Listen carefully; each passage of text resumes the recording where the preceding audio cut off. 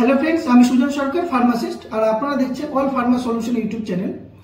Friends, আজকে আমরা আলোচনা করব যে টেস্টোস্টেরন হরমোন, যেটা একমাত্র মেল সেক্স হরমোন, সেই হরমোনের অভাবে আপনার শরীরে কি যৌন রোগের সৃষ্টি হবে এবং আপনার শরীরে এই টেস্টোস্টেরন হরমোনের অভাব হলে সেই অভাবটা কিভাবে পূরণ করবেন, এই নিয়ে আলোচনা করব আজকের এই ভিডিওতে। তো যারা যারা এখনো পর্যন্ত আমাদের চ্যানেলটা সাবস্ক্রাইব করেননি, তো আমাদের চ্যানেলটাকে অবশ্যই সাবস্ক্রাইব করে দিন আর বেল আইকন প্রেস করে দিন, যাতে পরবর্তী ভিডিও নোটিফিকেশন আপনাদের কাছে সরাসরি পৌঁছে যায়। তো টেস্টোস্টেরন হরমোন আমাদের শরীরের একমাত্র মেল সেক্স হরমোন। এই টেস্টোস্টেরন হরমোনের জন্যই কিন্তু আমাদের চুল দাড়ি গজায়। এই টেস্টোস্টেরন হরমোনের জন্য কিন্তু আমাদের পুরুষদের গলার স্বর মোটা হয়। আর এই টেস্টোস্টেরন হরমোনের জন্য কিন্তু আমাদের শরীরে যে লোম আছে সেই লোমের আকার বৃদ্ধি পায়। তো এই টেস্টোস্টেরন হরমোন, যেটা একমাত্র মেল সেক্স হরমোন, এর যে রিলিজটা সেটা 12 থেকে 20 বছর বয়স পর্যন্ত এর পরিমাণটা খুব বেশি। কারণ এই 12 থেকে 20 বছর বয়সের মধ্যে মেল সেক্স হরমোন যে টেস্টোস্টেরন খুব বেশি পরিমাণ উৎপন্ন হয় শরীরের মধ্যে। এটা আমাদের বয়স অনুযায়ী কিন্তু এই মেল সেক্স হরমোনটা উৎপন্ন ধীরে ধীরে কমে যায়। 20 থেকে 30 বছর বয়সে কিন্তু এর যে শরীরের যে এর উৎপন্নটা, সেই উৎপন্নটা কিন্তু অনেকটা কমে যায়। যেমন 12 থেকে 20 বছর বয়সে যে পরিমাণ টেস্টোস্টেরন হরমোনের সৃষ্টি হয় আমাদের শরীরে, সেটা কিন্তু এর তুলনায় অনেক বেশি। এটা বয়স অনুযায়ী যখন কমতে থাকে, 30 থেকে 40-এ আরো একটু কমে যায়, 40-এর পর কিন্তু অনেকটাই কমে যায়। এই টেস্টোস্টেরন হরমোন যদি আমাদের শরীরের অভাব হয়, সেক্ষেত্রে কিন্তু আমাদের যৌন রোগের সৃষ্টি হবে।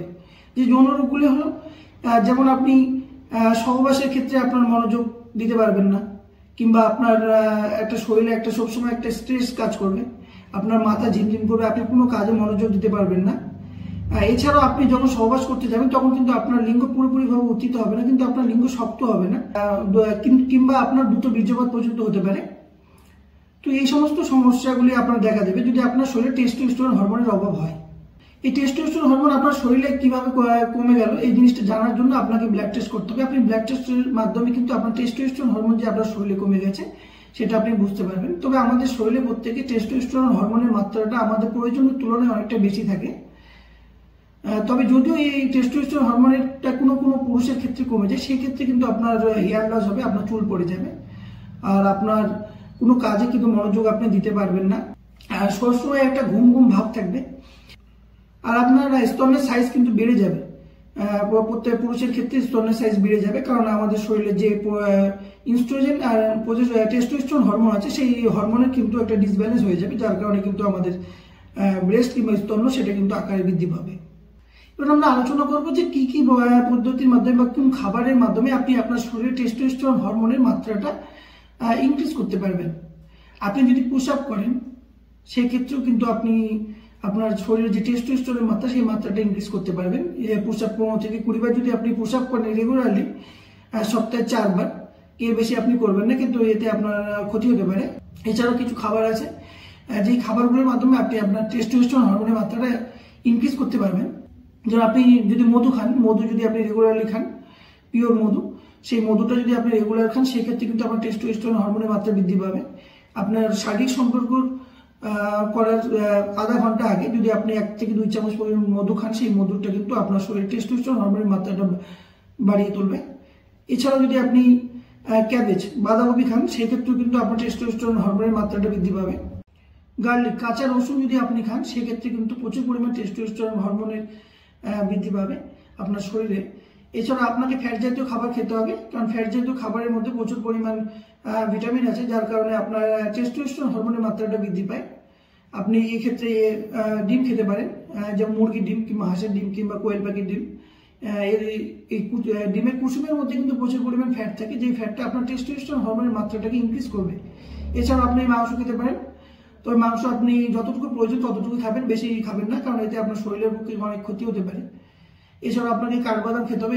কাঠবাদাম যদি আপনি গুঁড়ো করে 1 গ্লাস দুধের সঙ্গে মিশিয়ে খান, সেক্ষেত্রে কিন্তু আপনি আপনার শরীরে টেস্টোস্টেরন হরমোনের মাত্রাটা অনেকটা ইনক্রিজ করতে পারবেন। এছাড়াও আপনাকে প্রচুর পরিমাণ কলা খেতে হবে, এবং গ্রিন ভেজিটেবল অবশ্যই আপনি খাবেন খুব বেশি পরিমাণে। আপনার দিনে যে 3 বার মিল আপনি খান, সকাল দুপুর রাতে, সেই 3 টাইমেই আপনাকে গ্রিন ভেজিটেবলস রাখতে হবে। সেক্ষেত্রে কিন্তু যদি আপনি 3 টাইম গ্রিন ভেজিটেবলস নেন, সেক্ষেত্রে কিন্তু আপনার টেস্টোস্টেরন হরমোনের মাত্রাটা অনেকটা ইনক্রিজ হবে। তো আপনারা দেখে নিলেন যে কি কি খাবার আপনাকে খেতে হবে, কি ব্যায়াম আপনাদের করতে হবে, যাতে আপনি আপনার শরীরে টেস্টোস্টেরন হরমোনের মাত্রাটা ইনক্রিজ করতে পারেন। আর যে রোগগুলোর কথা আমি বললাম যে আপনার শরীরে যদি টেস্টোস্টেরন হরমোন কমে যায় তাহলে কিন্তু এই রোগগুলো আপনার দেখা দেবে। সেটা যেমন আপনার যৌন মিলনের ক্ষেত্রে অনিচ্ছা, কিংবা আপনার দ্রুত বীর্যপাত হচ্ছে, আপনি কোনো কাজে মনোনিবেশ করতে পারছেন না, এই সমস্ত সমস্যাগুলি দেখা দেবে। তো আমরা আজকে আলোচনা করলাম যে টেস্টোস্টেরন হরমোন সম্বন্ধে, যে এই হরমোন আপনার শরীরে যদি কম হয় সেক্ষেত্রে আপনার কি অসুবিধাগুলো সৃষ্টি হবে এবং আপনি এই টেস্টোস্টেরন হরমোনের মাত্রাটা আপনার শরীরে কিভাবে ইনক্রিজ করবেন। তো যারা যারা এখনো পর্যন্ত আমাদের চ্যানেলটাকে সাবস্ক্রাইব করেননি তারা আমাদের চ্যানেলটাকে অবশ্যই সাবস্ক্রাইব করে দিন আর বেল আইকন প্রেস করে দিন, পরবর্তী ভিডিও নোটিফিকেশন আপনাদের কাছে সরাসরি পৌঁছে যায়। আর লাইক কমেন্ট শেয়ার করতে একদম ভুলবেন না। আর আপনারা কি বিষয়ে ভিডিও দেখতে চান এই বিষয়ে অবশ্যই কমেন্ট করবেন আমরা সেই বিষয়ে ভিডিও তৈরি করার চেষ্টা করব। আজকের জন্য এতটুকুই, ধন্যবাদ।